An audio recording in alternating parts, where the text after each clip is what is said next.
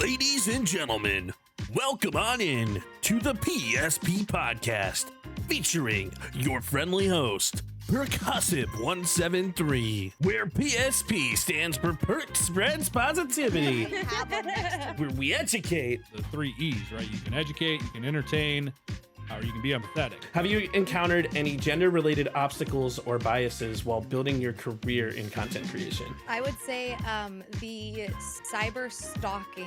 By bringing in the best of the best. But hanging out on stream and like experiencing things in the moment with people, it was so fun. And I started it one day, I never stopped. There's a few streamers as well who are always open to sharing all the cool things that they've discovered on their stream. Post everywhere, post often, and do it your own way. And have fun. And have fun and be yourself. Fine. Have fun, honestly. Like that, I love that so much because it's so true. Like, if you like the content you're making, like if you're watching it and you like it, you're not the only person. From fitness to establish a new habit or a routine, what is your message to them? Start with less than you think you need. Too fitting. Would love to get some tips and tricks of the trade on like how you kind of do things in the cosplay field. Yeah, I'd love to go into that, especially because like I've done a little bit of everything, right? So I've made some costumes, I've bought some costumes, I have my friends' old costumes, I've commissioned costumes, I like craft all kinds of things, but also I wear things. Like there's a whole smorgasbord of I do a little bit of everything when it comes to cosplay. To VTubing and animation, this is something that I may want to get into. How should they start? Ooh, I think everyone should start on YouTube. I think YouTube is going to be your best place for launching metrics that creators should be paying attention to, in my opinion. Yeah. But I think, and like specifically with like VTubing, I think it's, I think all of that is like kind of like the difficulty level is like bumped up to like expert. And our goal at the PSP Podcast is to educate and inspire aspiring creators. And we are super excited for this week's episode, and we can't wait to see you there. So let's have a freaking party. Ladies and gentlemen, welcome on into the PSP Podcast, where I'm your friendly host, Percussive173, and where PSP stands for Perk Spreads Positivity. And today we are stepping into the world of esports and competitive Call of Duty. If you missed last night, we had Big Rich join us, and we talked a lot about casting and a lot about the behind-the-scenes aspect of esports, and it was really awesome. But today I have a really incredible special guest where he leads by example, and he's a dedicated streamer, the driving force behind the team Rain Above. And if you don't know who Rain is, you should definitely check them out. They're really awesome.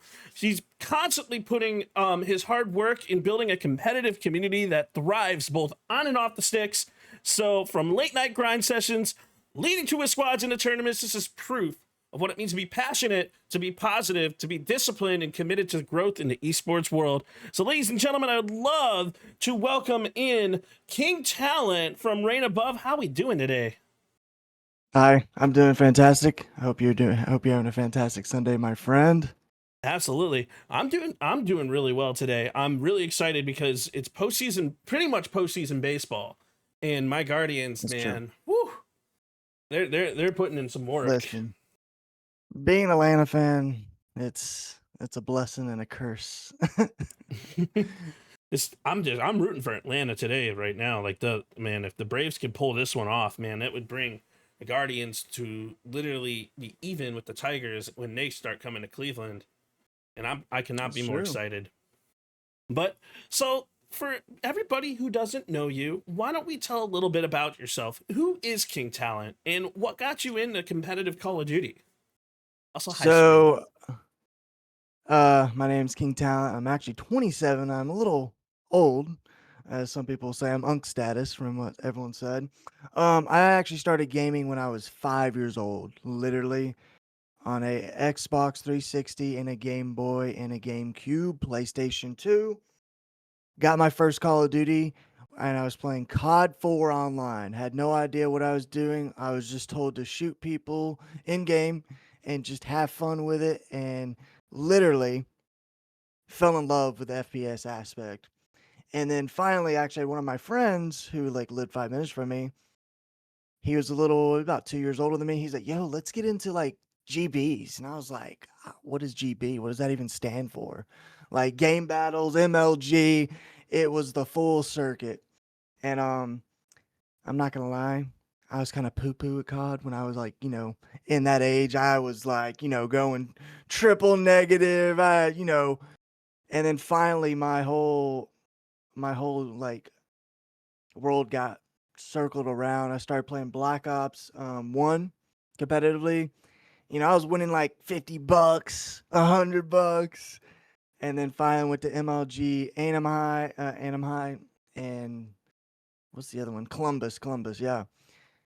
And won. I think we got second place out of, I don't know, 30 teams there, I think, and we both won $500. And at that age, I thought I was king of the world, literally king of the world. And so finally, me and him, we made a team together. Played in Challengers all the way till I played in Challengers all the way to Vanguard. After that, kind of low key retired, kind of got a little older, couldn't keep up with the younger generations that were playing 12 hours to my 3 hours. And now I run like you said, I run Reign Above with one of the other owners, actually two of the other owners. And we've had competitive teams from Apex, Valorant. Let's see what else. Counter-Strike, COD. It's fun, and now we haven't really announced, can't really say anything on the podcast, but we have something coming up in the COD community that maybe me and Rylo are making a little return. The old heads are coming out to play. That's all I got to say. Oh, so they're coming out of retirement. Yeah, we're had, coming out of had to make the retirement. old joke, because being an old head in Call of Duty, Right? No, as I say, me and them's coming out of retirement, so we're coming for our money. Ooh, it's gonna be fun to actually see that come into action and come into play. As a Call of Duty player myself, someone who thrives on Call of Duty content, like I just like the game of COD in general. But I mean, both you and I can admit the game overall has gone through a vast struggle recently, and there's a lot of difficult times from the Call of Duty community, especially for somebody like me who's a sniper. Like but you know what? It's not about the game being bad. It's about having fun. And as a content creator and as somebody who's like an owner of an esports organization and just kind of understands Call of Duty in general, like you got to go into it with a positive mentality, even though the game has like its rough edges, because there's always worse games out there. So 100%. How did Reign Above come together, and what makes Reign stand above all the other esport communities? So the funny thing is, when I retired from COD, I kind of got more serious in the content creation and the streaming aspect. Got my name out there a bunch, and then finally I was like, you know what? I'm tired of being solo. I think I'm gonna try to join a team. Joined a bunch of teams. They were never there. Never had the family aspect. Never helped me. Never, hey, what do you need to be successful in the streaming aspect? Never helped me. So one day on Twitter, I was like, Reign Above. The logo looked awesome. Their name looked awesome. I was like, you know what? I'm just going to apply. If they say no. And then finally got an interview with them. I literally remember who interviewed me too. Word from word. Got on the team. Kind of got stuck up in life, with work and everything else going in life. So really didn't put in 100% with Reign. And out of the blue, my life kind of took a whole 360. So started to have more time for streaming, gaming, pretty much everything. Became friends with everyone. Me and Rylo and a bunch of other members, Mythia, Dev. Let's see. I mean, a lot of people just became best friends. Literally gaming every day. And then I was a streamer for them. I actually became the content director. Literally not even like 4 months with the org. After that, we went to our first event called Loot Fest. And let me keep in mind, they've never been to an event. They didn't even know what Loot Fest was. Literally had no idea. I've never even met these people. No one's met anyone in real life. Came to Loot Fest. got our name out there. We gained over, I want to say, 2,000 followers on Twitter just from Loot Fest, doing giveaways, selling products, showing the products that we had. Glitch, I don't know if you guys remember Clutch One. We actually sold that, and then after that, the owners got in the chat with me. They're like, "Hey, Talent, we got to talk, man. It's not going our way with you." And I'm like, "Damn, I'm fixing to get fired. What did I do, man?" And actually, they actually offered me a job to be one of the owners. And after that, man, it has been full 100% selling from DreamHack, Midwest Fest, Loot Fest, COD events, Halo events, getting new members, having 10 members to 40 to 50 members. And it's been a run, man. And we're still going full throttle.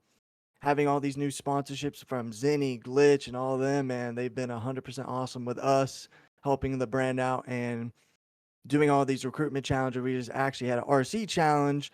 Shout out everyone that, participated. We had awesome creators that won the challenge. But what really makes Reign stand out, and everyone's gonna hear this and probably shake their heads when I tell you this. We literally have the family aspect. It's not just we're just some other org. We put our content out there. We let our creators put their content out there and making sure they succeed what they're doing. We always game with each other on Discord. We're playing party games, having game nights, community nights, getting to know each other. And the most important part, when we go to these events, we're staying in an Airbnb together to make sure we get to know each other. We have that family aspect. It's not just, oh yeah, I know him. Oh, I know her. It's literally that brother and sister family feel. Like we're in this together and making sure our creators are taken care of in the space and outside the space. And that's such an important part in any type of group organizational setting, is having that family aspect. And a lot of people kind of have that, let that fly under the table. And like, there's a lot of different organizations and in like esports like orgs out there, and like that's a really awesome thing that you guys have, that like you create that like family setting, because that's so important, like to allow a team to just thrive off of that. So not to go like super deep into like an org setting, but what do you guys look for as far as talent if someone is interested in joining an org? So what we look for, this is gonna sound so weird and not even clingy, but it's just like, I want you to be able to jump on a stream and just have fun. And I tell this people to all these creators, like, I get it. You love creating content. You want the extra, that little extra gas money from Twitch or the subs from Kick or those YouTube subscribers. But I want someone in Reign that's actually committed to the cause, actually streaming, actually having fun, not doing it for the money, just doing it for the entertainment purpose of having fun and making you smile. Like, if I go to your stream, I'm having a shitty day, man, I want to be able to smile and have fun. I want you to crack a joke. I want you to say something a little messed up that you're, nothing crazy, but, give me a good laugh, man. Like, I want people that actually, just, how do I say it? Just making sure they're doing the job without making it a job. And all the creators that we have are so talented, no pun intended. Like, I get it. Like it's just one of those things. Like, I just want you to go out there and have fun. I don't want to have to babysit you. Hey, make sure you're streaming today, guys. Hey, make sure you're putting content out, guys. Like, I just want someone that's just committed to the cause. And I hate to say that too, because there's a lot of streamers out there and creators that are not doing so much. They pop a stream out every couple of years or every month, because of burnout or something's going on. But it's all about having fun in this atmosphere. If you're not having fun with it, you're never going to succeed. No matter your views, no matter your followers, just have fun with it. 100% agree. And like having fun, you'll hear, you guys, if you've seen any of my podcasts in the past, having fun is a critical part, especially as an aspiring creator. And in doing so, like, you gotta create the time for yourself as a content creator to be able to put that content out there. It's why whenever you hear me talk about content, I always say have fun, be yourself, and focus on your time management and your schedule. Like, I even run a bookings link for my podcast so I could plan for certain things. Granted, one of the funniest things and one of the biggest mishaps, I think, Talon, I actually told you about this in DMs, but it's like, I had 3 podcasts this weekend, and I meant to actually close off some of the bookings for the podcast, but to kind of space it out because I don't like to overwork myself for it, because there's a lot of things behind the scene that you guys don't see in regards to podcasting, and not just podcasting, but content creation too, because we're our own audio engineers, we're our own producers, we're our own setup, and it takes a long time to like put the product that you guys are seeing together. Not making excuses, but I forgot to close the schedule, and I got put into 3 podcasts in 3 days, and I love that. I love putting out the content, but then it gets to, all right, well, now I have to be super organized with my time, because now I have to edit all this content down. I want to post everything. I want to make everybody look good, and also continue with my gaming channel, and then starting with the new channel, which I'm going to announce probably Tuesday or Thursday that I'm going to be starting with some of the new games that are coming out, which is more variety stricken. So with this podcast focusing on new creators, if you're a new creator who hasn't even hit the live button yet, what's your advice to them? What do you think they should focus on? So my advice, I actually had a good friend of mine who actually streamed before me, funny guy, and he was that type of person where he could just go live and just crack a joke, and you'd be pissing your pants. I would never understand how someone could be that funny. Unfortunately, he stopped streaming. But the advice he gave to me, he was like, when you wake up in the morning, what is your goal? Is your goal just to create content, or to create an atmosphere for people to come watch you, to feel safe and have fun with it while they're watching you? And the other advice I can give is, don't worry about your numbers. Don't worry about your following. Don't worry about any of that. Don't worry about the content. This content creator got 1,000 views because of Call of Duty or of other games. Play the game you want to play. Never go up and be like, oh, well, people watching, for example, people are playing Peak. I don't really like Peak. I'm not going to play it. Don't play Peak, man. Just play the games that actually piques your interest. No pun intended either. But literally just have fun with whatever you're doing. Do not let other people dim your light. Just keep, you're going to have these negative comments, and I understand it and I get it 100%. But at the end of the day, just have fun. Literally. Because if you're having fun, I promise you'll never work a day in your life. I couldn't agree more. And a big part of content, and just to add on to the having fun aspect, you'll hear me say a lot when I talk to new creators about content in like the content world. Be introspective. Look back at some of the stuff that you have that's going on, and like figure out what you can do to make yourself better. And one of the big things is looking at the metrics in the correct way. When we say, oh, we have followers, it's not about the number of followers that come into your account. It's not about the number of viewers that you have in your stream. However, it is about when that viewer count drops. That's where you want to look back at the VOD and be like, all right, so what did I do? What did I say? What happened? How can I make it like that to improve my stream for next time? So maybe like I don't say what I said, or I go about it a different way, or I have certain things. And as a podcaster, like, because I focus on the podcast more than I even do my main content, because dude, I have a huge passion for just running a podcast in general. But literally looking back and being introspective, that's 95% of what streaming really is.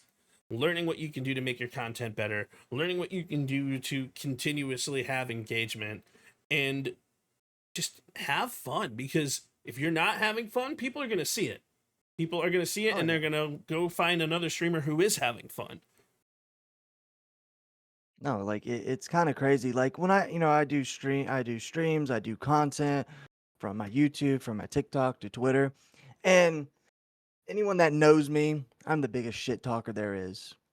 But it's not personal. Like anyone that plays Call of Duty. Now, Call of Duty lobbies, I grew up in the Modern Warfare 2 age, where you say if you're a squeaker, you're getting, cussed out and getting told some, very bad things from little Billy on the other side of the mic. But when I play Call of Duty, I'm shit talking, but it's nothing personal. And like actually I had this happen the other day. I was playing Call of Duty, and some guy came in my stream. He's like, "Whoa, man, you just called that guy dog shit, man." And I was like, "Well, if you're gonna start something, you better make sure you finish it. You're not gonna call me True. dog shit, and I'm dropping 70 on your forehead in a rank play." So like, I'm the biggest shit talker that I know. And like anyone that plays COD with me, they're like, "Damn, down, like, damn, yeah, you talk your shit." But I always tell people in my stream, I'm like, every time I'm talking shit, I look in the mic, I'm like, it is not personal. It is literally just a game. I said, if I actually hurt that man's feelings, I'm sorry, but there's no way you're getting feelings hurt because I'm calling you dog shit after you just told me I'm dog shit. I was like, there's just no physical way you're butthurt about that. And it's like, even from a creative perspective, like I'll bring this up because I thought it was funny and it was goofy. Like, you said I can't aim one time in a Twitter code, so I overplayed that. I made it a joke. I made it into content. I made it into a video because, like, I don't give a shit if I can aim or not. And like, I know you knew that, which is why you commented that. It's like, it's all love in the end of the game. Like, it's all love, man. But when it comes to Call of Duty, you gotta have thick skin because some of those content or comments, man, they'll really get to you. Because I have people consistently commenting on my videos like, "Oh, you're dog water at the game. Oh, that guy Talent, man, he smells," just like Rilo just said. But it's kind of like how it's just having fun, understanding that the comments can like be that, but like still just doing your own thing and like being better with it anyways. Because like Call of Duty is one of those crazy games, man, and it's super competitive. Oh no, like I want to give you the 4 biggest games that are big shit talker, and if you play it, you're gonna get your feelings hurt real fast. You got Call of Duty up there. Number 2 is gonna be Overwatch. Number 3 is Siege. Number 4 is between Marvel Rivals and Valorant. Now, I've never played Marvel. Oh, you like I love playing any other games. I love Call of Duty, but each Marvel and Overwatch, there's some roles. You got healer, damage, tank. Pretty simple roles. They're not rocket science roles. One you're healing, but if someone's like, "I'm gonna heal you," and this guy's going like 0 and 10, you ain't healing no one, brother. You can't even heal yourself. You can't even stay alive. Like, just play. Like, I always tell people all the time, like, if I'm talking shit in the other game, and it's not even me being mean, it's just like, hey, if you don't know how to play the game, just jump in casual, have fun with it, learn the characters. And then, like, you know what? Okay, I think I've learned the game enough. Let me go jump into rank. Listen, not everyone can be a superstar at a game. I get it. But if you're telling me, hey, I'm trying to learn the game, I'm not going to yell at you. But if you've been playing ranked for, 10 months and you're still ass, I'm sorry. It's time to put up the sticks, brother. Like, it's time to put them up. But that's why I people go into solo pubs. That's why I go into pubs, and I literally tell the people in pubs, I'm like, "Yo, I'm so new at this game. I've never played before," and then I'll drop an ace in the next round with a sniper only. Right? But I'm a troll. I'm a troll as a content creator. That's always been who I am when it comes to video games. No, I get it. Like, I play COD rank a lot. I'm a crim. I have another account on my ult that's like diamond to play with like everyone else, so they're not getting slammed in crim lobbies. We're always playing. It's not nothing serious. I don't like to lose, but it's nothing serious. But we always do this joke. One of our other co-owners feeds, he'll always type AFK while he's playing, literally in the middle of the match playing. He'll type AFK. So people go in the back spawn and like try to find him while he's just sitting there camping. And it's the most dumbest, funniest thing ever. Because they'll be like, "You lied, you're not AFK." Like, bro, no shit, he's not AFK. He's got 3 kills on our team and you just watched him rock in the middle of the map. How is he AFK? Like, what is going on with y'all? But like, Call of Duty is a love-hate relationship for some people. It is. You could either jump on the game and be shooting and you feel like a pro, or the next game you're going like quadruple negative and you can barely shoot straight. Well, And like I tell people all the time, have fun with it. Just it's have fun, learn the game. Once you know how to flow with the game, literally you're unstoppable. Like it's crazy. So Call of Duty added skill-based matchmaking back in Warzone 2, and really, I'm gonna speak positively about COD for a second, but they really flourished it in the latest Call of Duty. So what do you think that impact has had on the Call of Duty community? Like, because I know there's a whole lot of hate that goes towards skill-based matchmaking, but there's a lot of positive that comes from it too. So I'm interested to hear your take on that. Yeah, so when I first played COD, there was no such thing as skill-based match. You're jumping in a Yep. match, and I could be playing the best player in the world, literally.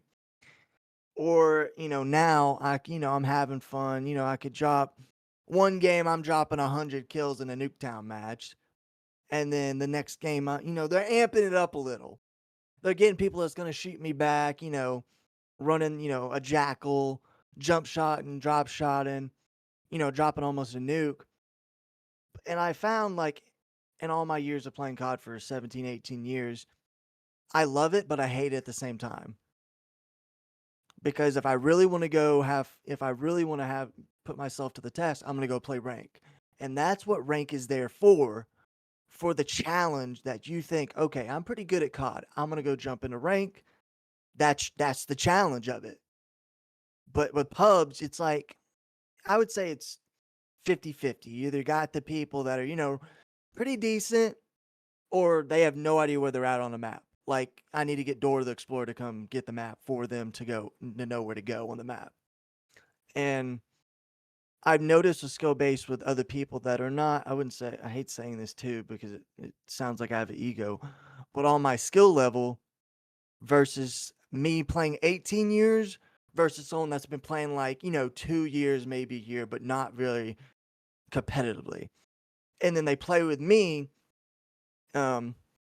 It's kind of like, oh, I'm doing fantastic. Like, I'm dropping 80 kills, but someone on my team that's playing with me is like going 20 and 50, struggling to even get a kill because the skill-based matchmaking kicked in because of how rank I am, like how high I am.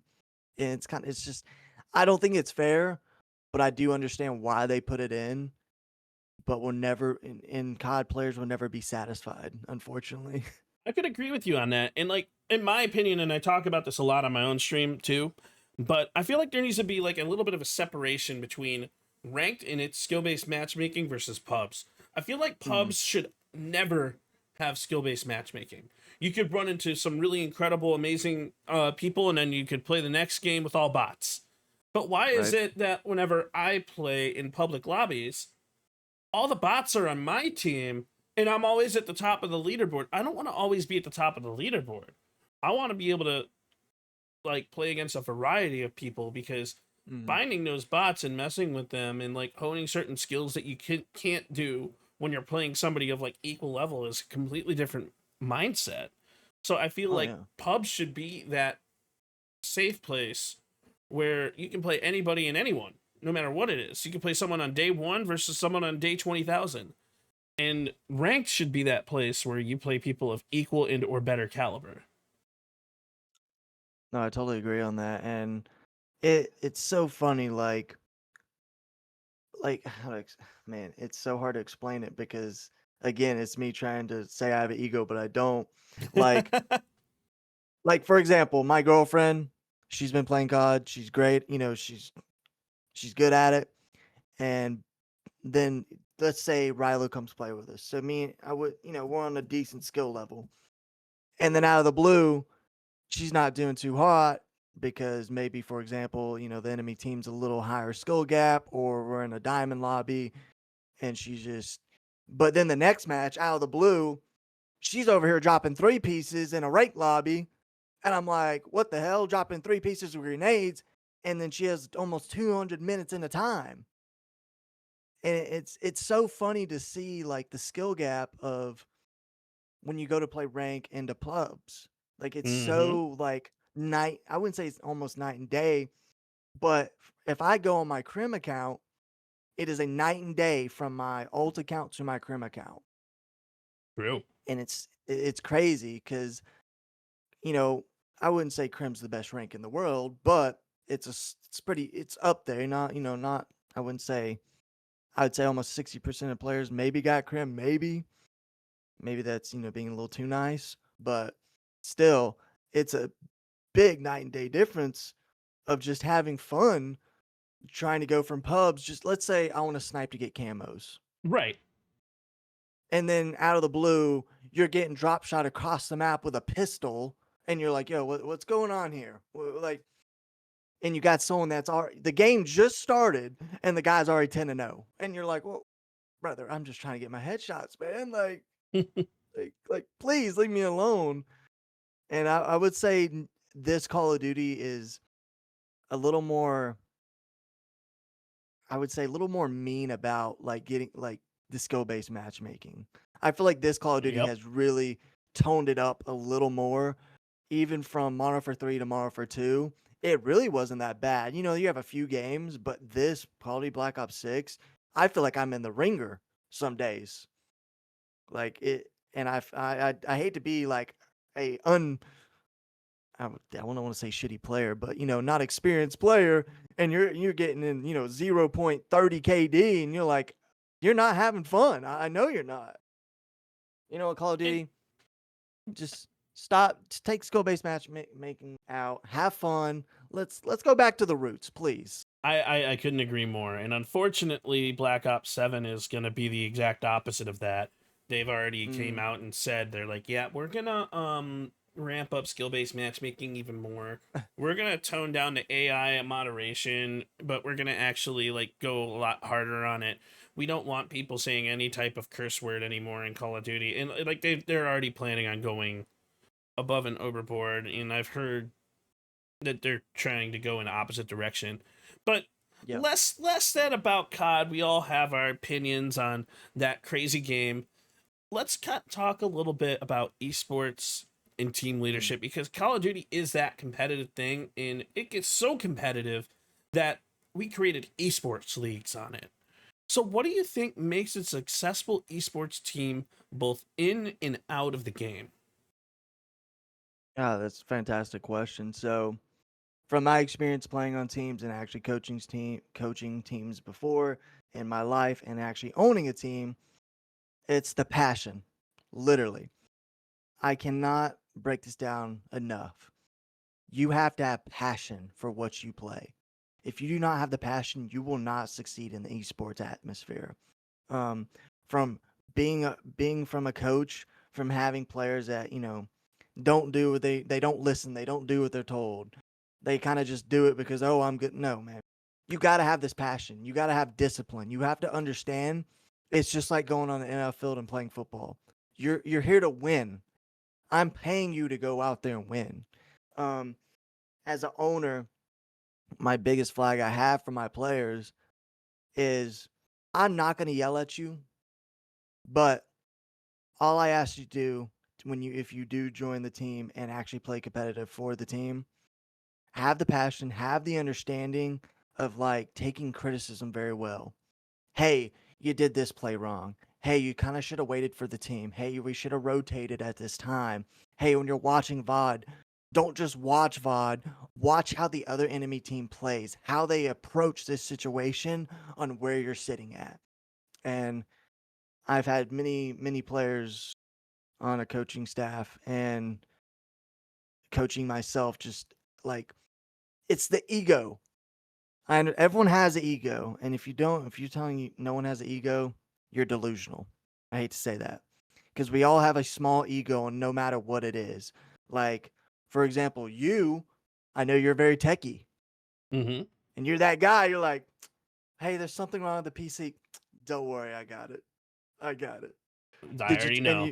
And they didn't even turn it on. So you're like, oh, I just turned it on, But like, having an ego can make and break a COD team or any esports team in the world. Like, it's kind of crazy how everyone's like, oh, don't have an ego. But when you have 4 people on a COD team and their egos are clashing, you're not winning at all, unfortunately. And it takes a lot of guts to understand, like, hey, why are we not winning? Oh, maybe because we're not trusting each other.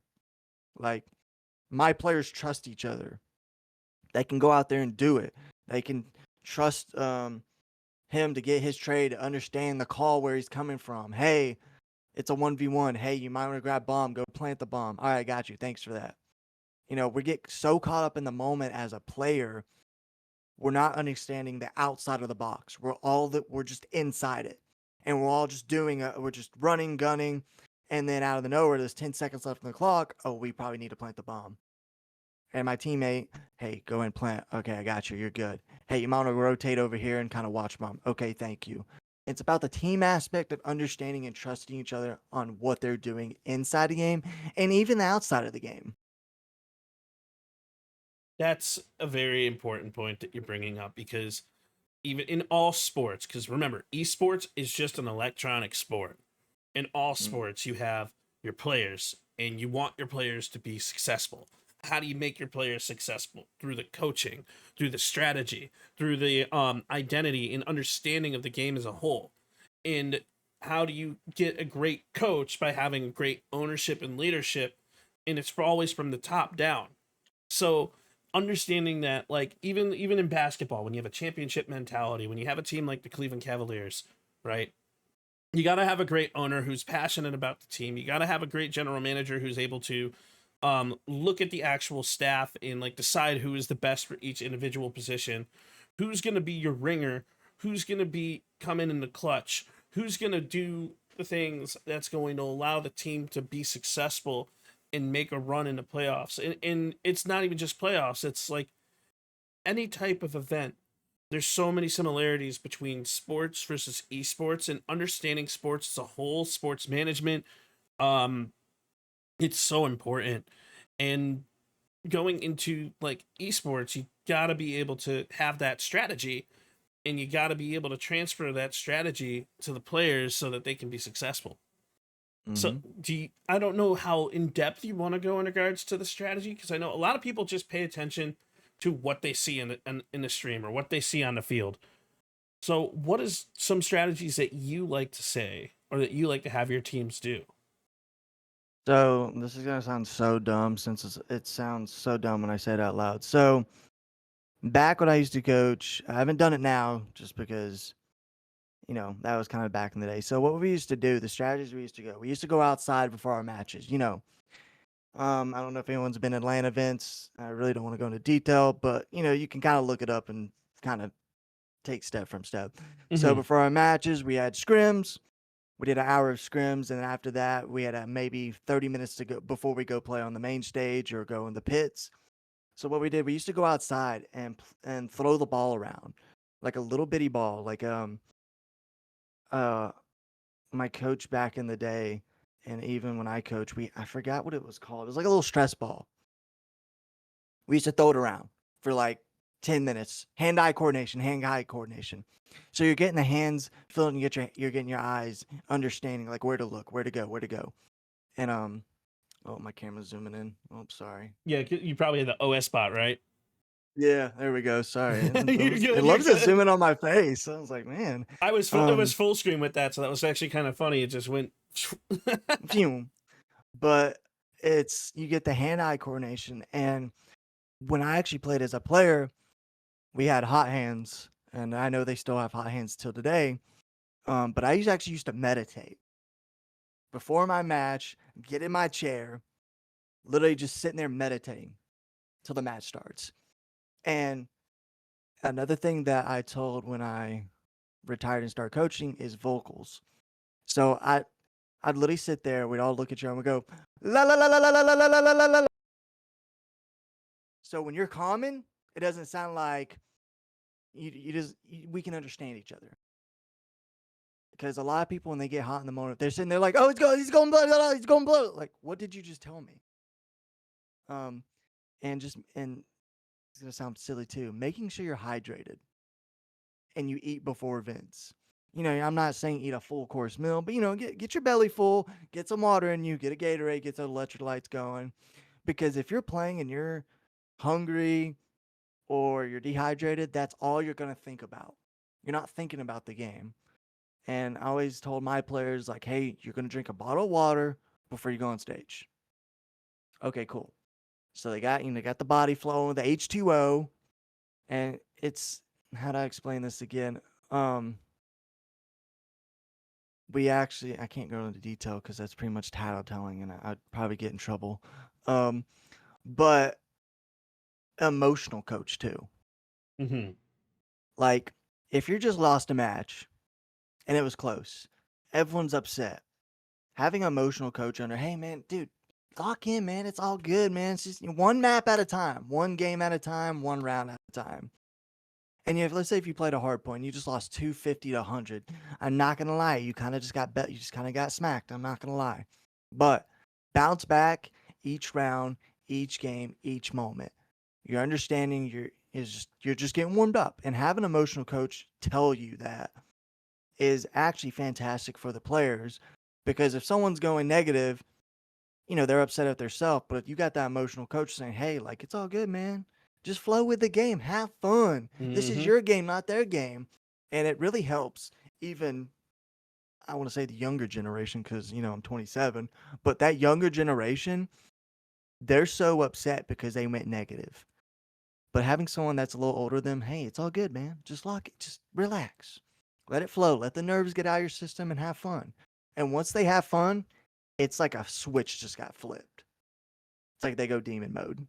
And that is so important, because one of the things that we talk about in all aspects of sports is managing team chemistry and being able to have that successful coach. The importance of a good coach is a make or break when it comes to the actual team itself.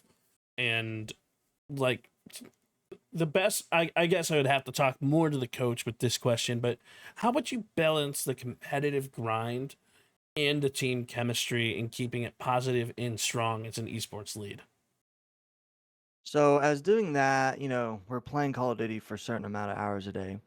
I love to do experiments as like, yo, let's go play Halo or another game. We're not playing it competitive. We're not, just going jumping on for fun. And building that chemistry with my players, even as a coach or player, building the chemistry of trust and laughing and having fun with each other. And just trusting each other what we do. Like, yes, this is a serious amount of money that we're playing it for, but I know I can trust him and have fun with him. And even if we lose, it's going to suck, but we can all have that positive attitude even if we lose. Like, we're learning each and every day how to become a better player and a better teammate. And I want that with my players or for a coaching staff on whatever happens. I want them to understand you're learning from each and every day, from no matter if you're losing to winning or just sitting there having fun explaining stuff to people. And that comes with a huge understanding of the game itself. And like I say, it goes back to like when you understand coaching, you understand the strategy that needs to happen and what's going to work best with your specific players on your team. And like, it's so important to have that, and like to be able to balance that chemistry and balance that gameplay, to turn to someone and be like, yo, guys, he's pushing B. Maybe we rotate a little bit harder on the B side and do one person on A just to make sure they're not going to pull a fast one on us to cover the flank, so that we can make sure that we get the bomb planted on B and take like 3 people out. Or maybe making the hard heavy decision saying, all right, cool, we're just going to give up on B and then we're going to surround A, so we put them into a bait and switch so they know that when they push A, they're not going to be able to get to A. It's understanding the game and understanding the vibes, and understanding that is so important. So what is some of the biggest challenges that you faced leading Reign Above, and how were you able to push through them? Man, hopefully I don't get in trouble for this answer I'm about to give you guys. No, But go for so it. literally any esports, I've been in it for a long time, and I've been in a few teams actually. I've led a few teams. And I think the main issue with, I want to say any org, and it's going to sound so stupid and it's probably going to bite me in the ass, but it's the funding, man. Like, I hate saying this, money is the root of all evil. And it sucks saying that because everything costs money. So, you know, we have amazing sponsorships that reign above, help us out. They send us money for our sponsorships from brand deals and this and that. But there's some times where, I had to dig in my money to buy some jerseys because number one, we may not had funding or we didn't have enough funding to make sure. And it's my job as an owner is to make sure my creators and my esports teams are taken care of. So if you go to an event and you don't have jerseys, you're going to feel kind of, I wouldn't say, you're going to kind of feel like a piece of shit because you're like, man, like, they don't care about me. They didn't send me a jersey to go rep the team with the sponsorships. Or like, as an esports owner and understanding is to keep, it's money sucks, I get it. But like, I'm not saying, I'm dropping $200. I'm dropping almost $1,000 on some stuff, from jerseys to Airbnbs to food to Ubers. And people don't understand that. Like, everyone's like, oh, they're an owner. They just own the org. No. No. Like, it is all about making sure you guys are taken care of. And in esports, a lot of these teams in the pro league can't even host events. Like, for example, I'm Atlanta FaZe fan. Shout out them. They went to, Vegas FaZe, so they're going to Vegas. But from 2020, that's when COVID hit, they hosted one event in Atlanta. And it's been, 5 years, and they've never hosted another event. And you know why? They got the money. It's FaZe. But they don't have the right amount of money to buy out a venue, buy out this, buy out this, buy out this. And I get it. Like, all these other big teams like 100 Thieves, Optic, Cloud9, I'm pretty sure there's other ones out there. Or even the ones, oh my goodness, the Falcons.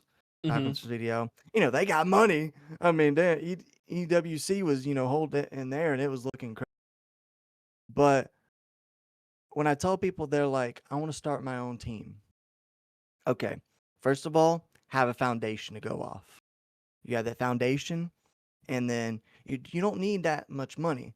But for some of my players that kind of, the top 250 in the world, top 500, they know they're good. They know they can go on a pro team. It's just going to take them a hot minute to get to it. But as long as they have that foundation of the team that supports them, respects them, and will always be and cheer them on no matter if they win or lose, and they have a little bit funding from and a lot of these people don't ask for much, and I respect that. We sent our CS team to, Tennessee. It didn't go as planned, but in the end, they had free jerseys, free Airbnb, free Ubers. I don't know if it's free food. I forgot. But, we got top 6 in the event, I think. And at the end of the day, they weren't even upset because in the end, they went on a website. All of our team went on a website. And this is probably the biggest website for like pros to see who you are. So they're happy about that. It sucks to lose, but as long as you're learning and there's progress to be made in each event, it's a win in everyone's book. One of the most incredible things when it comes to any type of sporting events is learning how to bounce back from losing. And as a Cleveland sports fan, I have a lot of experience watching my teams lose. I have seen my teams go 0-16 in football. I have seen my team have the worst record in baseball. I've seen my team have the worst record in basketball. And then they drafted someone named LeBron James and ended up winning a championship in 2016. But it's every failure, every loss is something that you can learn from and something that you can grow from. And you can break that down to every play. Every game that you have, you can learn from it. You can understand where you lost, where things happened, and then you can learn to not make the mistake again. And that all ties back into content creation too. It's like, I just posted a video and it had 10 views. Okay, why? Where did it go? Did I not have a hook? What can I do to make the hook better? Everything is in life can be boiled down to that mentality of learning from your mistakes and in pushing yourself to that next level. And I think that is one of the beautiful things about sports, whether it be esports, physical sports, is like you can always learn from your mistakes. And that goes 100%. everywhere. So what's oh, go ahead. No, you're good. And if you're not learning, you didn't fail hard enough. True.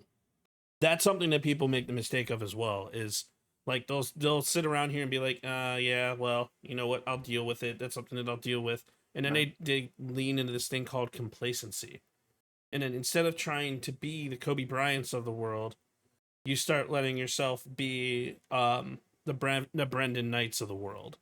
And what that means is like you allow yourself to be complacent and you don't allow yourself to learn from your mistakes and you don't see yourself at that next level. Mentality is so important, guys. Mentality is so important. And like when, even as me as a content creator, I don't judge myself off the amount of followers I have and how my content does. It goes back to learning about the right metrics to like analyze. I learn about when people leave my stream. What did I say to cause them to leave my stream? Or what did I say to allow them to not stay engaged to my video? And that improves my overall performance as a content creator. And that can also improve your overall game-to-game play as a player. So it's a huge mentality to learn from. So we talked a little bit about the negative stuff. We've also talked a lot about some of the positive stuff. But what would you say for somebody who wants to start their own esports team? What would you say to allow them to break into the competitive gaming? What would you want to see? So I always want to say this is just understanding what game you want to get into. Like I said, you got Call of Duty, Halo, Rainbow Six Siege, CS, Valorant, Rocket League, Apex. I'm sure I'm missing some of the League of Legends and some, I'll get cooked in the comments later about missing some of the main games. But yeah, what about Fortnite, man? What about Fortnite? Or Dota? Yeah, what about Repo Esports, man? Oh, how you gonna forget Peak, bruh? Lethal Company, bro. No, I'm kidding. I'm just throwing things out there. I think he's cooked, chat. Yeah, but, we're gonna start a Lethal Company team, bro. Run it. Oh shit. Find the game that you think is the best to watch. Like, a lot of people don't watch COD, and I understand it. A lot of people watch Valorant and CS. I'm gonna be honest, I have no idea what the hell's going on in the game. All I see is ults popping out. I see people doing this, throwing this, and I'm like, I'm gonna be honest, I'm lost. I don't know what just happened there. But find the game you really want to get into. There's a website, I cannot think of the name, and even Discords of people that are not pros. They're not even semi-pros. They're people that are slowly trying to move up in the game and become the best there is. I would always go into these Discords or websites or even Twitter. Hey, looking for a team for Rocket League. I need 4. Or if you think you're the best player, hey, I need 3 or something. Always reach out. Always have the aspects of understanding. There's people that want to join you. And now it's up to you to understand, what do I have to give these people? Because unfortunately, you have to give something in return, no matter if it's money, jerseys, this, or this. But the main thing when I started out was respect and trust and understanding that I can jump on this game and we can win this game.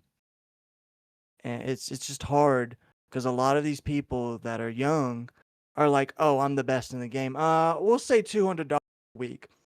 $200 a week, brother. This is a full-time job. Hold on. Let's take a step back. Like, how about I give you a nickel, and then we get jerseys made? No, that's not good enough. I'm not going to join your team. And honestly, that might not be the person for you. Just keep going out there and finding someone that you vibe with and understand. Like, hey, man, This is the game. This is what I expect out of you. Can you apply the pressure and win? Yes. All right, there you go. You just got your team. Do you know any friends or know any other people? I know about 3 other people that I trust and play with. There you go. You got a full squad. Let's run it up then. And that's just kind of the basics, man. It's kind of putting pieces together and finding the right puzzle pieces to make things work. And like, I don't know anything about making a team. I probably wouldn't be able to make a good COD team. Putting together a basketball team, baseball team, football team, whole different story. I have a ton of experience Right. in doing stuff like that from a coaching perspective and from a baseball sports management analyzation perspective, but my history is not super important because we're not talking about sports. We're talking about esports in a way. So Mhm. it's like competitive gaming is one of those things that just breaks the barriers and from normal gaming to just having fun in a completely different style. So I Right. see that with what you guys do with Rain Above and kind of how Sam manages Rally too. So what is the vision for Rain Above in the next year or two? What do you guys see with Rain Above? What do you guys do to keep everything moving? Right. No, that's actually a fantastic question. And it's actually a very hard question, too, because as an owner, my job is to make sure the team is, staying afloat. We're good on this, we're good on that. But our main goal in about, I would say, our 5 year plan, I like to call it, is making sure we have the funding for the team and we have an extra esports team. So, like I said, we have a Counter Strike team. We actually have 2 Counter Strike teams. I wouldn't say they're pro, but I would say semi-pro team, and then academy team, and then a Val team. And the next year, I we're man, I cannot say this because I will actually get in trouble. Rilo will actually cook me. But our main goal is to get back into Call of Duty, get back in the challenger scene, and make a name for ourselves and a staple for ourselves. So, Call of Duty's not going anywhere. Valorant's not going anywhere. Counter Strike's not going anywhere. And maybe I'm kind of dabbling. A Halo team, maybe a Rocket League team. I can't say much. A little doing a dabble, but in the next I would say 2 years, 3 years, is making sure we have the foundation and everyone is set up for their events. And we have enough people to go for these events. Because unfortunately, I cannot go to every event that they have. Mm-hmm. But our job is to make sure we have the coaches going to every event they have. And that's really and making sure they're important. paid for. It's Oh, so yeah. so important to be able to make sure that your coaches and like are able to be there like in person with the teams itself. And like when it comes to like like I know you're talking about expansion and expanding into different styles of teams or different teams that could be useful for esports. So like Mhm. and that's really awesome to see, like an organization that's wanting to expand, that's wanting to continue, that's wanting to push forward. um so what do you do to stay motivated when the grinding and the motivation gets tough? What do you do to try to keep yourself there? Let's say like things don't go as planned and doesn't go as expected. Mhm. And I'm not gonna lie, it's another tough question. I've been doing this for so long. I've had burnout. I've had this. I've had so much stuff go wrong in my content journey and or my esports journey. Like I worked so hard to be on a team one day and then 2 days later I was dropped. And it sucked. But as a creator and a owner, it's the leadership. Because I know if they see me down in the dumps, it's gonna make them down in the dumps. Um, and the funny thing is, I love to reference this movie, and anyone that knows Greek and Roman Empire, you understand where I'm coming from. The movie 300, Mm-hmm. Leonidas.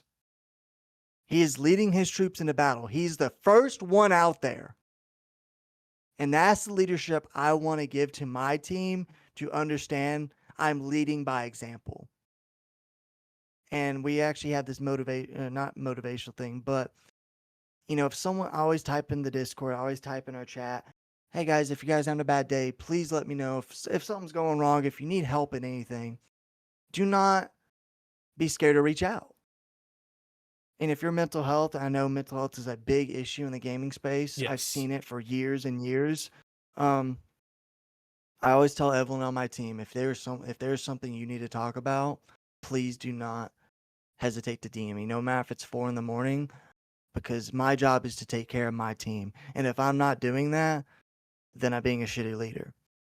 And my main goal, and even Rilo's, she feeds as a co-owner, is taking care of our creators, our esports team, and making sure everyone is happy.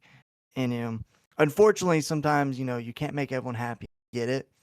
But if I can put a smile on your face, I did something right today. And even going into content creation, that's just my goal as well. It's like, it doesn't matter what my numbers are to me. I'm in a completely different mentality, different level of where I want to be and what I want to do and how I want to hold myself. It's if I have the ability to make you smile, that's what I care about. I don't do content for money. I never have and I never will. No.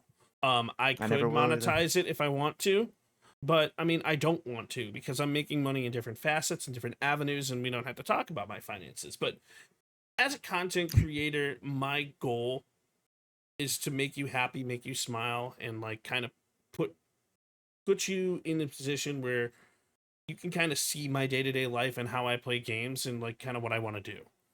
And it's allowing you to be there, allowing me to make you smile. I know the podcast is a completely different level of perk where like I'm more on the serious front, but like I'll go into Call of Duty, I'll banter with the people, and I'll just have like some of the biggest fun.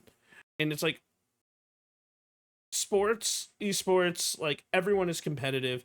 When it gets down and dirty to it, you gotta have that competitive mentality and keep yourself out there and put yourself in that mindset. But when it goes into content, being that trash talker and just having fun and doing it in a fun way, that's such a big thing. So, who's your biggest trash talker on your team?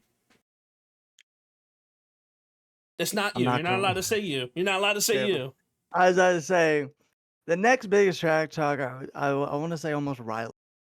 But his is not shit talking. It's more like, you smell. I'm like, brother, what are we doing? Say something like, your dog shit. Like, say something funny. And he'd be like, man, I bet your grass is tall. You need to mow it. And I'm like, Rilo, what are we doing, man? And there's another guy, Feeds can talk a little shit too. I'll give it to him. And I would say my girlfriend can talk shit too. I've heard her say some things, and I'm like, whoa, what you doing? And he's like, he called me shit, so I told him he was dog shit too, and he's a little crybaby. I'm like, hey, you know what? That's fine by me. And I've also figured out when people start playing with me, they kind of shit talk more, and I love it. I'm sitting there giggling like a schoolgirl. I'm like, yes, let the rage consume you. Tell him he's dog shit. Tell him he's not good enough at the game. Like, yes. It's just a variety of people in our team. But I would say Rilo. Rilo's under me. It's definitely all about having fun. Like when I shit talk, like I usually don't shit talk. I'll usually respond to other people's shit talk.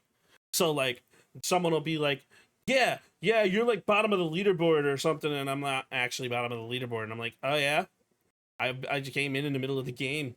What's that make you? And they're like, well, you're still trash because you don't have a kill yet. And I'm like, I know, it's been one round, and then next round I'll drop like 4 kills, and they'll be like, oh man, I'm 4-1, and you still have 2 kills, and you've been in here for 5 rounds longer than I have. Are you okay? Do you want to talk about it? Is everything okay? And they get so mad and visibly mad, and it's one of the funniest things to see. There's an art. I love it. There's an art to shit talking, and like it's not just sorry, Rilo, it's not just saying that you smell, but it's going to that next level and going to that next run and just like pointing something out about the actual gameplay and just being real, but also at the same time goofy, and it is so much fun. So it's fun. Like back in the day, shit talking would go a little far. Yes, it would. Like way, way, way far. Any old COD heads, like you're in like the like old Black someone's Ops telling ones. me they're gonna come see my mother, and I'm like, oh, okay, well, tell her she's a nice lady if you knock on the door, right? And I'm like sitting there like, it's a little weird. I don't want you coming to my house, but I get the shit talking. But when people shit talk me, I love it. It adds this feel. Like when I'm doing shitty, I'm like, all right, someone tell me I'm dog shit. Someone tell me I'm ass. And out of nowhere, I just snap and just go off on the game. Like I love it. Like shit, it puts a little warm feeling in me when someone starts shit talking. I'm like, all right, let's just run it. Like it's not just like, oh, you're dog shit. Yeah, I am. Oh no, no, talk back. Like a little back and forth banner. And then at the end of the day, you can be like, yeah, GG, bro. Yeah, GG. Like, just have fun with it. Don't go over the top, but just have fun. And it's so important is just having fun. And it's like we've talked about esports, we talked about esports management, we talked about just gameplay and banter. And I say let's change the tide a little bit and let's talk about content creation. Because not only when you're running an esports team is it important to have like skilled players and skilled management and skilled coaching and skilled leadership, it's also important to have a good content team in front of you too. Mhm. So content is one of those things that I just have a heart for. It's just having fun, but having fun in a whole different manner. And so, what do you guys look for as content creators, or from a leadership perspective? Yeah, right.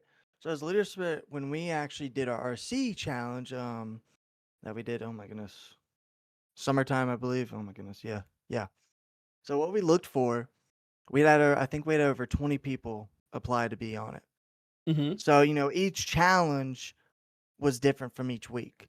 One challenge was like, hey, tell us who you are. Oh, I'm little so and so from down the road. I've been creating content for so much longer. This is what I play.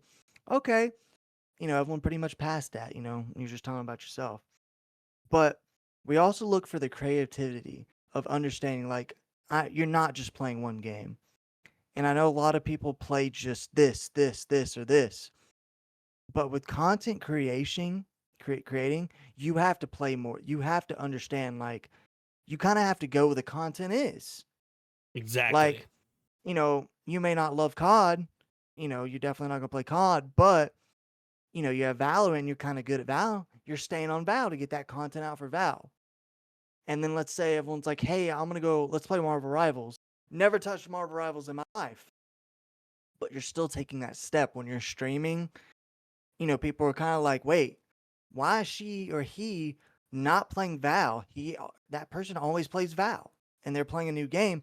So it kind of counteracts of more people are interested because you're taking the next step, and you're flipping the script, and you're changing up the schedule. And that's why I tell all my content creators and streamers, I'm like, hey, listen, man, as long as you're putting in the work and understanding that you got to put out this content, then we're set. Like, I don't ask for much from them. All I ask for clips. They get clips made. We put it on our socials so they're known. And all our clips from me playing Call of Duty for someone going on Val to getting an ace, or someone in, I don't know, repo giggling because they fell off the map, or someone's playing Among Us. It's all different content.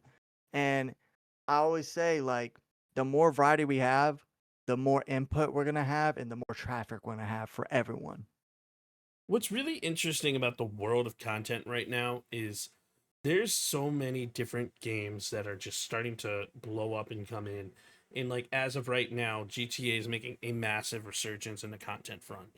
Skate, the game Skate right now is making a massive resurgence on the content front.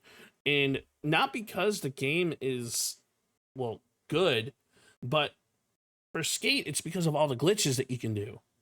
Right. And people who are like glitch hunters are having an absolute blast because it's the first game where you can roll faster than you can skate.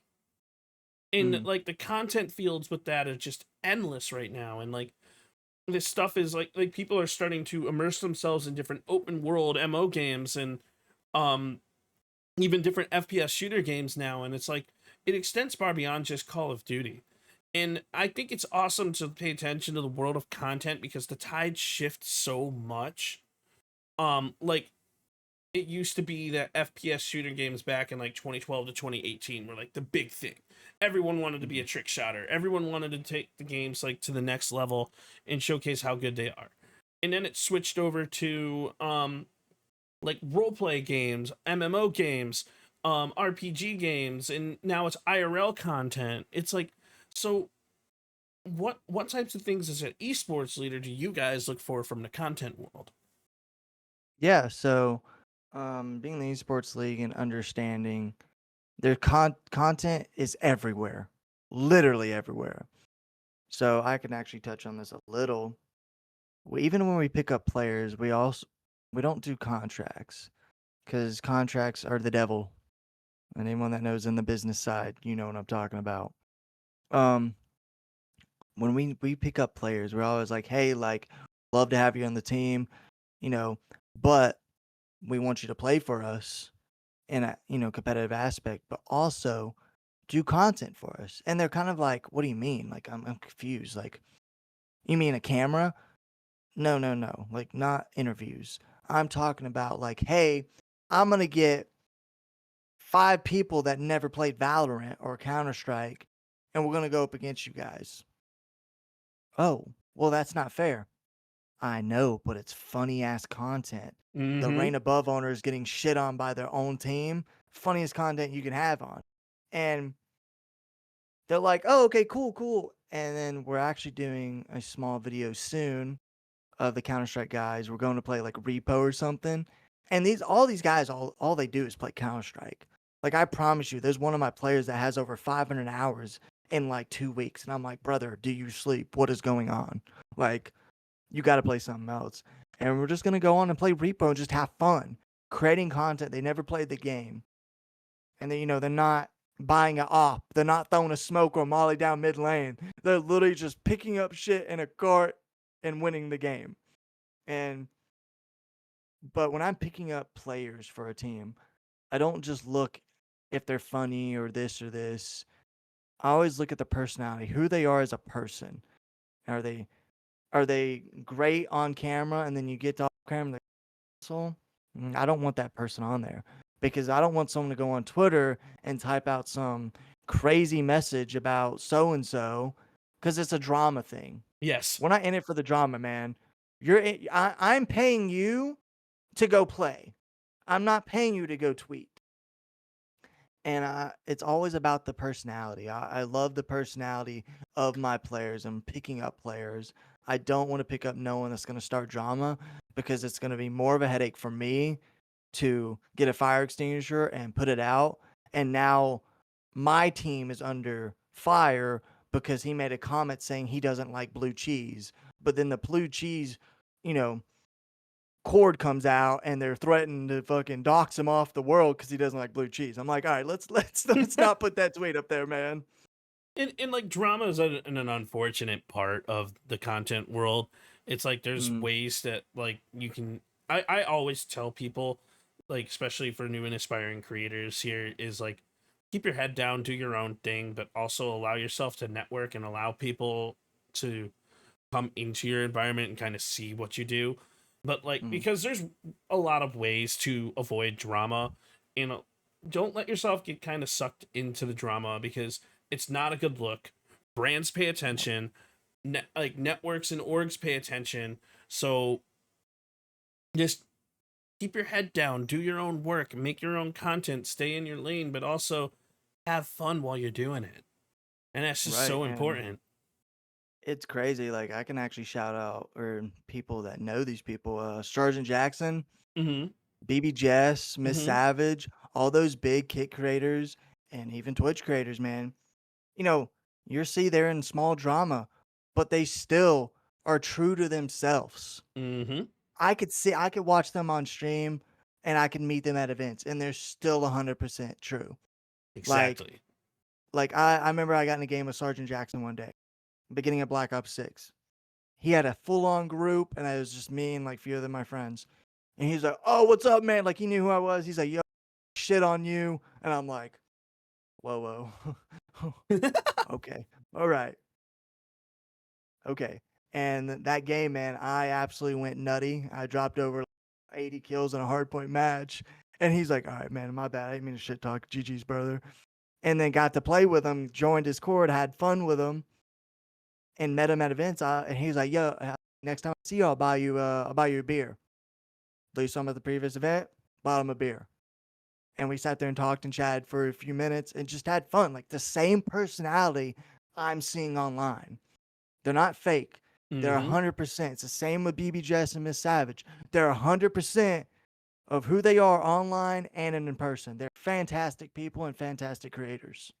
I honestly could not agree more, because like seeing some of the people that go through certain aspects and certain avenues and like still being the same in person as they are, it's such a genuine trait. And it's like, us content creators, we may not talk about the drama, but we see it. We all see it. We all try to stay in our lane and do our thing, and they do a phenomenal job of dealing with the stuff that they go through. But like having that ability, also, hi Joplin, yes Cat, having that ability to be like true to yourself and being the same in person as you are online is such a huge thing, which is why I strive as a content creator to always be my own person and be exactly the same online as I am going to be in person. You see me in Discord, I'm going to still be the fat, goofy 30-year-old that's going to be here. You know? Like, it's going to all be the same. I'm always going to be Perk. Joplin, I know you want attention, but I'm talking to people. And I have... No, it's crazy. I understand what you're coming from. As me, like, anyone that knows me, they're like, yo, that talent guy, he's kind of an asshole. Yeah, and nothing wrong with that. And like, it's just who I am. I'm very sarcastic. I'm very funny. If I'm actually hurting your feelings, it is your job to be like, hey man, you said I smell. I'm really upset about what you just said. All right, my bad. My apologies. It won't, it will never happen again. I will not tell you that you smell. But like, I've been online for so many years, been in COD in the scene, and people's like, yo, that talent guy, he hates me, which I probably do. Maybe. It's a 50-50 I shot probably here. do. Maybe. Maybe it's 50 shot. Well, it depends on, but I always tell people that me and Rilo are so different and our other owner feeds. People go to Rilo for personal issues because he's going to sit there and talk to them. I'm still going to talk to you, but I also am going to be like, I'm going to be kind of an asshole and be like, well, what's going on? Like, why are you like, and we're the yin yang is what we're called. And he's like, when shit needs done, they come to me and shit gets done. That means I got to be an asshole. But I always tell people, if you don't know who I am and you don't get to know me, you're just going to think you think I'm some other asshole. But these people that I meet at events, from even big creators to small creators, from people that are like, wait, I know you, dude. You're that guy that plays Call of Duty and yells at people and tell them they're trash. Yes. And it's funny because the people that want to know me will not call me a dick. They'd be like, oh, he's a little sarcastic, but he's not really a dick. Just get to know him on a personal level. Like, sit there and talk to the man about something. Like, and I know the drama and it's just drama too. People like, oh, he's just asshole because the way he talks on COD. Bro, that's just me talking shit. Like, and I could literally get 5 people on the line right now and be like, yeah, you kind of are a dick, but you're very loving. You care. You actually care. They just need to get that deeper side of you. And a lot of people now do not want to get a deeper side of you. And I hate saying first impressions are a major thing. Maybe I'm having a shitty day and I shake your hand. Oh, great talking to you. Well, now you're upset because I didn't look you in the eye or something, or I walked away because I was having a shitty day. And I don't want to out that person. That's mean. But I could, but I can't do that. But for example, I met this streamer when I was in the league, and he was like, we played against each other, and he hated me, literally hate.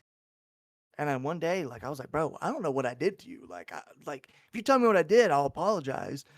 And he was like, I just, you're just an asshole, man, the way you are, blah, blah. And so literally we sat down and had a beer. I bought him a beer we sat there for 2 hours, just chatting it up, eating shit. And he looked at me, he's like, I'm so sorry to misjudge you.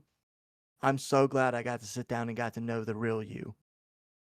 and not your online persona of, just being a dickish. And I said, I respect it 100%, brother. Thank you for giving me the time to talk to me about it, What's really interesting is you bring up the first impressions thing, and I'm a firm believer that as a content creator, it is one of the most interesting and also difficult things to understand first impressions.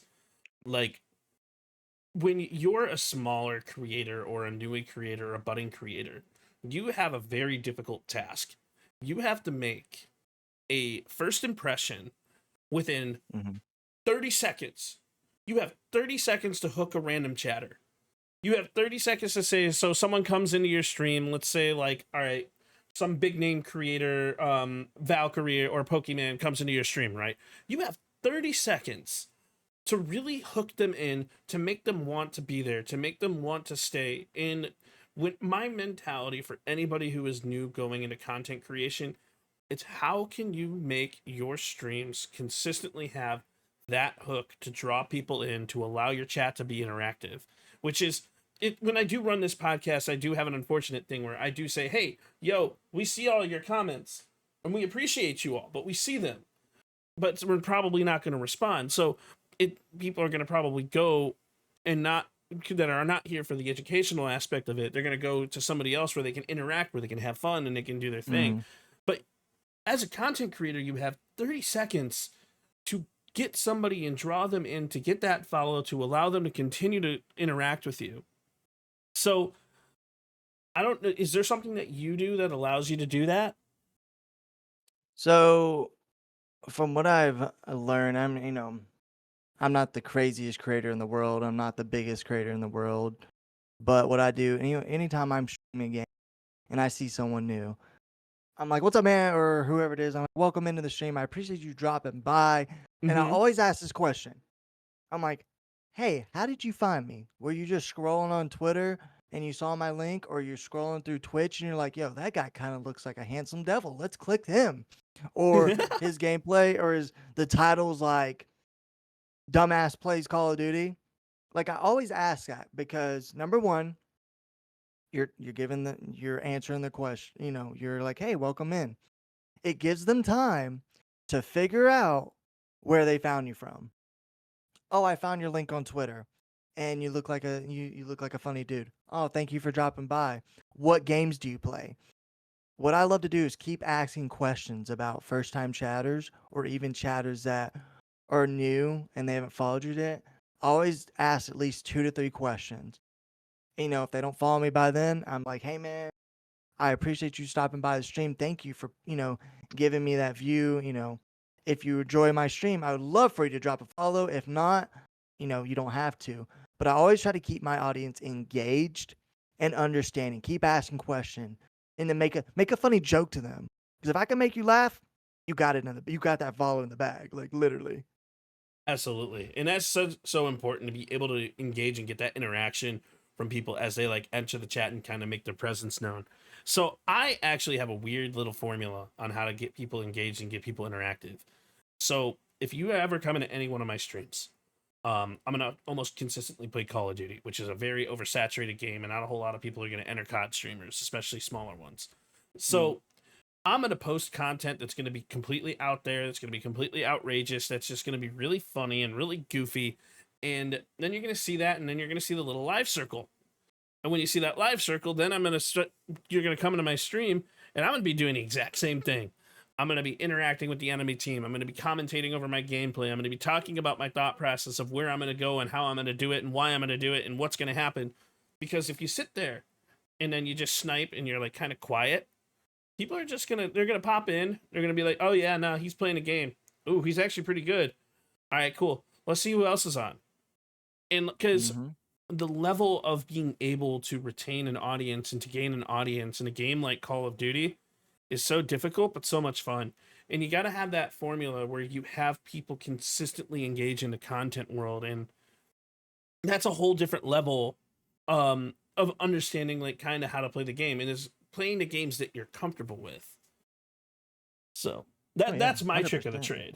That's awesome, actually. I love like picking the brain of people, anyone that's big or small, like understanding how they get their audience to stay, or that first time chatter, or like getting that raid.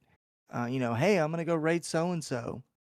They may not even care, but at least you're doing it justice. Hey, I'm putting my new time chatters somewhere. Oh, my friend is streaming. Let me go in her stream or his streaming. Hey, let me just put the train on them. Show them that, hey, I'm also funny, but I also have a friend that's also 10 times funnier than me and a little more goofier than me. It's always putting the aspect of the support of other big creators and small creators in this atmosphere. Absolutely. And one of my highlights, I would say, is like when I got rated by Timmy Toucans a while back. Oh, nice. And Timmy is a phenomenal content creator. His content is kind of everything that I kind of he's a big inspiration on the content style that I do. Him, Dr. Chubbs, Facebook Cracked, Whoa, like those, the Only Shady, Bad Bear Gamer, like those core creators, those core 7, like those are people that I watch a lot of their content of, and that's a lot of the style of content that I mimic my style of content on. So I was able to get rated by Timmy and retain 30% of the audience. I consider that a massive W, because getting rated by someone, that's awesome. That's cool. It's fun. Oh, yeah. They're sharing your community, and it's like one of the biggest honors from creator to creator to be able to allow somebody to accept their community like that. However, being able to accept and retain that audience, that's a whole other level of work that you gotta work on. It's so difficult. Like, I always put this in perspective as understanding. So if I go play Call of Duty and I'm going, and there's Nate Shot streaming, Nick Merckx, you got all these big boys streaming, no respect. I'm not getting nothing. I'll have my like maybe 5 viewers, 10 viewers at the bottom of the shit barrel. No one's gonna look down and go click my link, which it sucks, but it's just how it works. So I actually got rated out by oh my goodness, who was it? Attach. Okay. COD Pro. I got rated out by Attach one day, and it was back in, what was it? Modern Warfare 3. Yeah, Modern Warfare 3. Just playing rank, solo queuing, sitting there, music jamming out, having fun. I'm at my 4 viewers because it's early in the morning or something. And my sound cues weren't working for some odd reason. So I'm sitting there playing. I look back, and I went from 4 to 130 people. And I'm like, what? This gotta be a glitch. And I guess the raid glitched out or something. And it finally came in like a couple minutes later. And I'm sitting there like, holy shit, I just got raided by a COD Pro. Like, oh my goodness. He stayed chatting with me, and it's been a hot minute since I don't know how many, but I gained over almost 100 followers that day just from playing COD, chatting up, and talked to him about how the pros do it. And I was just doing me, man. I thanked him for doing that, but I was not begging for followers. I was not begging for subs. Like, it's all about when you get rated or this happens by big streamers, just understand they're still human. Even if you say thank you goes a long way. Yes. And people do not understand that. I've rated people. I've got rated. And when you raid people, go in, get the raid. Hey, raid, so-and-so raid party coming in, blah, blah, blah. You're showing them that you care. If you raid someone and don't do anything, you just drop your stuff in there and leave, they're going to be like, oh, thanks, Talent, for the raid. And I'm not there. And they're like, it's just like, I'm supporting you, but I want to be there. I want to see that smile on your face that you just got an extra 3 to 10 to 100 viewers and extra followers. It goes a long way from getting a raid and just 1 follower a day for someone. And I that's why I always make sure to communicate to anybody that raids into me. It's one of the biggest honors from creator to creator. I mean, sure, you can do like all the fancy stuff like, oh my God, thank you so much. Oh, it's so exciting and awesome. But I mean, like, there's a level beyond that. They're trusting you with their community to somebody to watch if they want to continue to watch Twitch, and they are suggesting you to their community. Yeah. So in that mentality, like being accepting of somebody who's rating you is such a huge thing. So the last question that I kind of want to ask, is this is geared towards newer content creators, aspiring creators, some people who may want to take the steps to get into an esports league, or maybe take the steps to go like that style of route of creation. What is your suggestion to those creators who are looking to get into esports? What do you want them to know? Oh man, that's a crazy question too. Yeah, it is.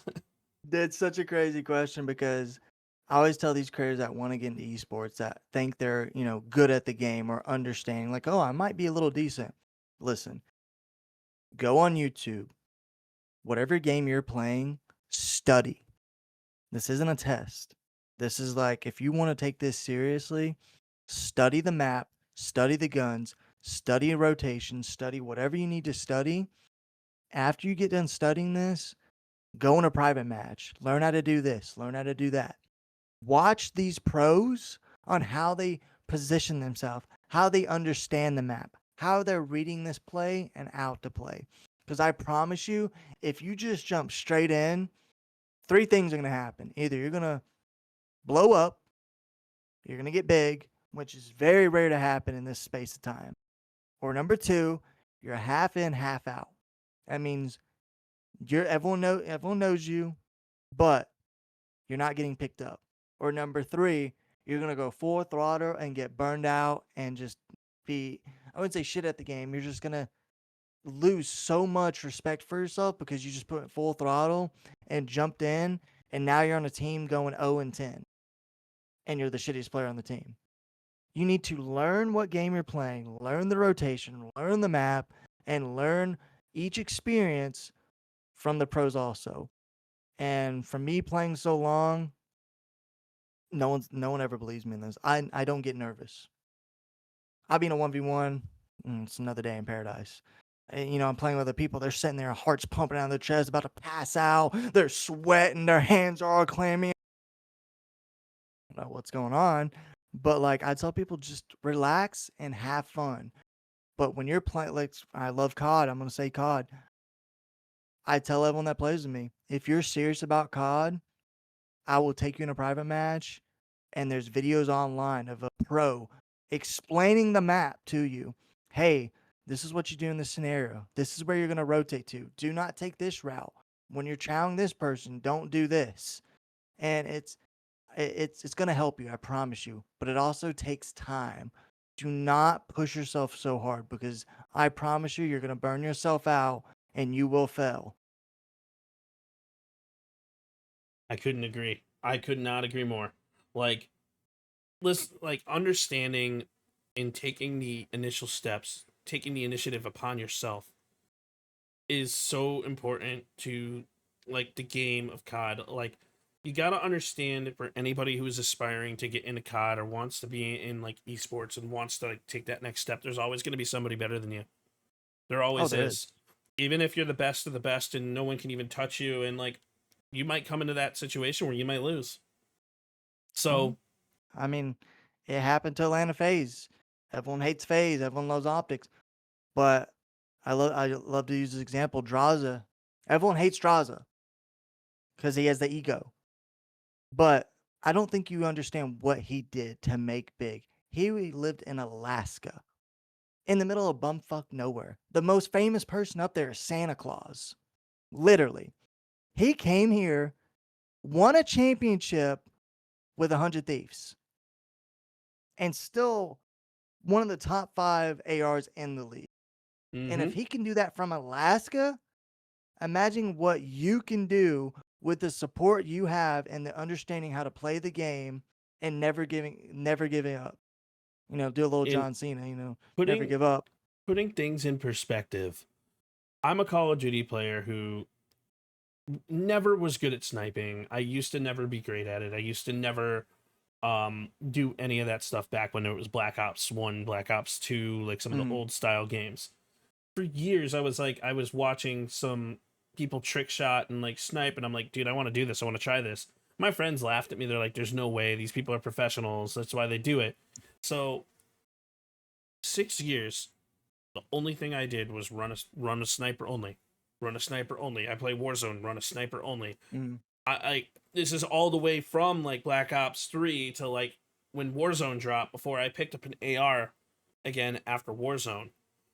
So 6 years of learning how to snipe, learning how to create, watching YouTube videos, learning things, practicing in private matches, practicing against bots, learning how to be good, and now I'm hitting clips like it's my day job. Even though it's not. Mhm. But like now I can literally close my eyes and snipe somebody across the map in Nuketown, and I can predict their spawn and figure out what Right. movement they're gonna do, and now it's just a sniper. It's like, oh well, you didn't go this way, so you're obviously over here. Oh no, now you're Mhm. dead because I predicted your rotation, and now I'm a hacker and getting reported and shadow banned in Call of Duty because you guys don't understand that someone just is smarter. So, but it's if you really want it, you want it. Train Oh, it. 100%. Like, I get told I'm a hacker probably 5 times a day on COD. Mm-hmm. And like, my girlfriend is literally was like, "How is he hacking?" He just knew I was there. Brother, I've been playing 17 years of Call of Duty. I promise you, I can spawn in and tell you where you're gonna go before you even. Well, yeah, because you learn the maps and you learn the spawns and you learn how to flip spawns too. Yeah. It's a And whole like different just level. and like learn and like I always tell people all the time when I played competitive, I'm not playing. I'm playing against me. Like, what would I do in this scenario? You're in a 1v1 scenario. What am I gonna do? I got the bomb down. I got 20 seconds left. Am I gonna play time? Am I gonna run around and save my life? What am I gonna do in this scenario? So I always think when I play against that other player, like, okay, they're not here. They're not there. Okay, they have to be in these other 2 locations. If they're not, then maybe I need to retire or something. But still, I always tell everyone when you're playing against yourself. So, Exactly. It's a huge mental game. It's a huge learning. Like everything that you do, every gameplay that you do, you need to learn. In Warzone is completely different. You can't go from oh ranked yeah. multiplayer and then go into Warzone and expect to be good at Warzone. I actually had someone who was talking so much shit about Warzone with me before. I'm not going to say the name of the creator. And they're like, well, Warzone's just so easy. You just run around with AR. I'm like, okay, here, play around with me. I'll sit back. I'll let you lead it. And they don't know the map. They don't know the rotations. They don't know how the circles run. They ended up only dropping 2 kills. Luckily, they even got 2 kills. And then they died instantly twice and could never regain and could never reposition. And we never were able to get that, even though I dropped 40. So Damn. it's like, understand, like, there are different avenues, different aspects, different levels, different things, and you have to take the time to learn them. Mm-hmm. It's, You do. if you want it, you're gonna want it. And you're gonna Oh, do what you exactly. can to want it. And that Like, is gonna be a difference. like I can jump on multiplayer rank or casual and drop mounts amount of kills. I can go to Warzone. I'm not getting 60 kills.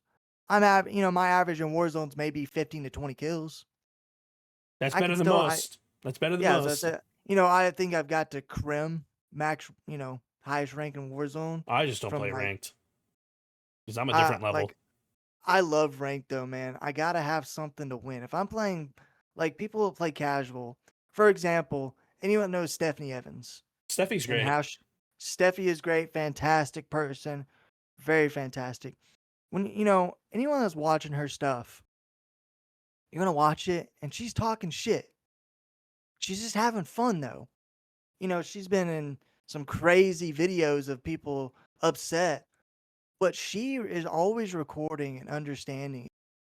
So like seeing that, like, oh, so and so said this about me, bro. Like she's talking shit back to you because she doesn't want to hear that from you. And people take it out of context, and she knows what I'm talking about too. And all these other small creators know what I'm talking about too, and you see them on the timeline. But like, we're just having fun. Like it's pubs. Go have fun. Let someone snipe. Let someone knife. You're not winning any. You're winning XP. And I like to bring this in rank because you get your SR. Then you have these people that are playing for imaginary money. Like, oh, it's 250. Congratulations, you won an imaginary $20 bill. Like, I get it. I understand it. But like, this is when you're playing any other rank game, you're just like, SR's on the line, RP or something. It's just fun to get in a rank play and you have something to lose. You lose in casual. Well, you lost in casual. But seeing people get so butthurt because they lost a casual match and start crying and cussing you out, I'm like, bro, relax, man. It's casuals for a reason. It's literally why I run around in casuals with a sniper only, and sometimes like a stick, or like I'll only use a throwing net or I saw your axe. TikTok of you got an ace with a stick. Yeah, I got an ace with a stick. They're like, oh, nah, you're cheating, brother, and then you're just like, brother, no, it's sleeper agent. I'm like, and it's so funny. Like people don't know what a sleeper agent is. Like we were playing casual the other day, and there were 6 or 5 of us. Sorry, so we had a random on our team. He's in a 1v1 situation, literally. Mm-hmm. And out of the blue, there's 2 players on our team. There's a sleeper agent, and I'm like, brother, I don't know if you have your mic on, but he's gonna come behind you. I need you to look behind you. And he's like, nah, man. I'm like, it's a 1v1. It is not a 2v1. I need you to pay attention. And he's like, dude, no, like, I'm fine. And he dies by him. And I'm like, bro, all you had to do was look at the mini map. That's all you had to do. He's like, well, I was wondering why there's a random dot on the mini. I'm like, man, it's not random. And it's not random. It's so goofy sometimes. It's like, but that goes back to what you were saying about knowing the game and understanding the game. There's different avenues in different locations in different areas, and like when it comes to COD, and that's why like it's so funny to me. Like where I actually had back-to-back TikToks where people didn't know what sleeper agent was, and then they called me a hacker, and then I get reported and I'm shadow banned, which is why I haven't played COD in a week. It's like it's stuff like that. It's like no, I've been shadow banned a while on my COD accounts. Even on my main, I'm not dropping I'm still dropping numbers, but I dropped a 70 kill game in a crim lobby, and this kid just assumed I was hacking, and I'm like, bro, like, I don't know what to tell you. Like, shoot back. So he got me banned, and then shadow banned, and on my ult account, I get reported daily. Like, I get probably 5 reports on my ult account. And finally, it's an Xbox account, and they sent me a message. I was banned for 24 hours. Bro, like, are you serious right now? How am I going to hack on an Xbox account? I mean, it's possible, yes, but it's so difficult. Why am I going to go out of my way to hack? Like, there's no reason to. You're not learning anything. Like, I have a $10,000 PC setup if you put everything together. There is zero reason for me to put hacks on my system. Like, I spend enough money to play it the right way to be able to handle myself and put myself in like a specific situation, like to be able to play the game well, because Call of Duty is so demanding now on like your system. Like I had to go get a Ryzen 9 5070 Ti with 16 gigabytes of VRAM, 32 gigabytes of RAM, 4 terabytes of hard drive space, lower everything down to the bare minimums just so that like everything is actually able to run standard and smooth. It's crazy.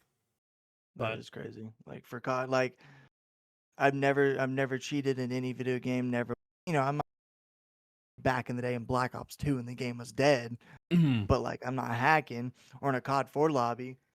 But like the best thing I do, I literally got a scuff. I actually just got a brand new scuff. My girlfriend sent to me. I mean, like, dude, check this out. This thing looks sick. Oh hell yeah!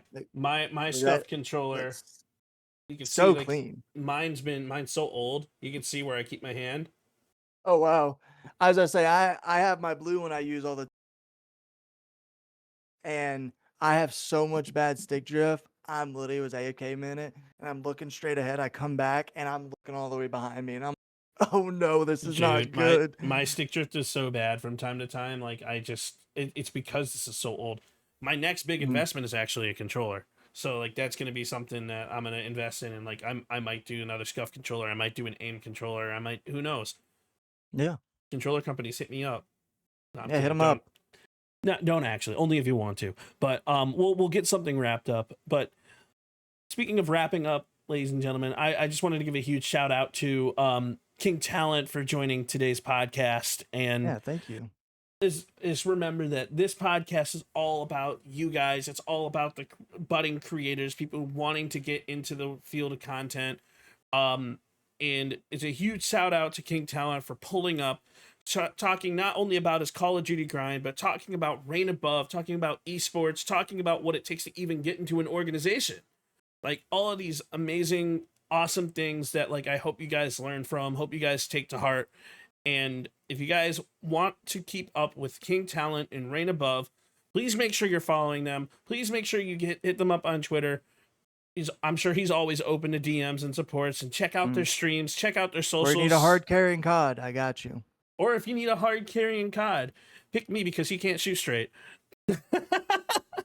Who, me? Yeah, you, Mr. Smelly. Okay. But hold on. Nah, I smell good today, man. All right, I got you. But I appreciate you all. Thank you, everybody, for tuning on in. And until next time, and remember, ladies and gentlemen, stay positive, and we will talk soon.